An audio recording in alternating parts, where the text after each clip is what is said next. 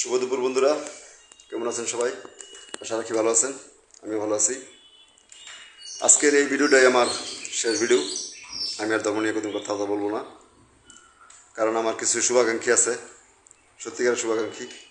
তারা চায় আমি যেন এইসব কথাবার্তা না বলি, কারণ আমিও চিন্তা ভাবনা করে দেখলাম কি হবে এসব বলে। আর কারণ যে জাতি নিজেকে অপবিত্র মনে করে আর তারা পবিত্র হওয়ার জন্য গরুর গোবর প্রকাশ্যে খাইতে পারে, মিল্ক ইজ আইডিয়াল ফুড, দুধ হলো আদর্শ খাদ্য, আর এই দুধের চেয়ে বেশি দাম দিয়া গরুর চেনা কিনা খাইতে পারে, তাদেরকে বলে কোনো লাভ নেই রে ভাই।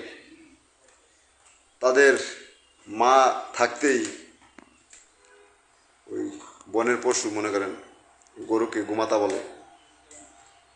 তাদের মায়ের অপমান হয় কিনা আমি বুঝি না।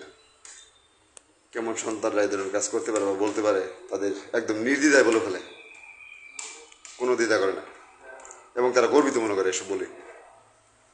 যাই হোক, আমি আশা রাখি শিক্ষিত মানুষের সমাজে আবির্ভাব হবে, তারা মুখ খুলবে, এই প্রত্যাশা রাখি। ভালো থাকবেন সবাই বন্ধুরা। তবে মনে কষ্ট নিন না ভাইরা, যে আমি এসব কথাবার্তা ভিডিও বন্ধ রাখবো বলে আমি ওদের সব কিছু আপোষ করছি, মেনে নিছি, এমন কিচ্ছু না। আমি আমার জায়গায় স্টিল আছি। ভালো থাকবেন বন্ধুরা।